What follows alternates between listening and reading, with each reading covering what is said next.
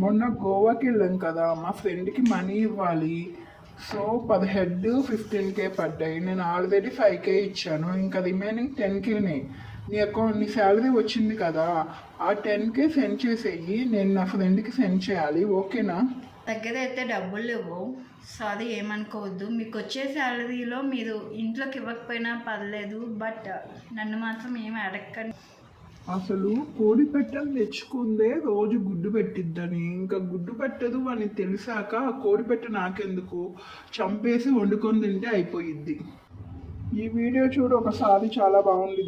ఓ ఏంటి ఈ వీడియో చూడు. ఈ వీడియో ఏంటంటే టర్మ్ ఇన్సూరెన్స్ గురించి. కౌశిక్ మాదిరి అనే పెద్ద యూట్యూబర్ చూడు ఎలా చెప్తున్నా. ఫామ్స్ అప్పుడే తెచ్చారా? నిజమే, ఇలాంటి వాటిల్లో ఫాస్ట్ ఉండాలి ముందు. నువ్వు నాకు పనికిరానప్పుడు ఇంకా నువ్వెందుకు నాకు? నీ టర్మ్ ఇన్సూరెన్స్ తీసుకుంటా, నీ న్యూస్ని గుండెపోటుతో చచ్చిపోయావు అని చెప్తా. సో అయిపోయింది బెటర్. మనకు పనికిరానప్పుడు ఎందుకు అని చెప్పి ఏదో ఒక రూపంలో తప్పియాలి అని చెప్పి టర్మ్ ఇన్సూరెన్స్ తీసుకొని ఈ మధ్య బాగా ట్రెండ్ అయిపోతుంది.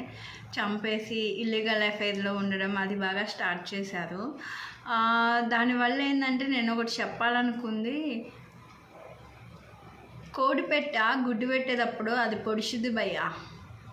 సో అదేం చేయలేదు, గుడ్డు ఇచ్చేదే కదా అని చెప్పి నువ్వు నిర్లక్ష్యం చేసావు అనుకో, అది పొడిచే పొడిచికి నువ్వు ఎక్కడో వెళ్ళి పెడతావు.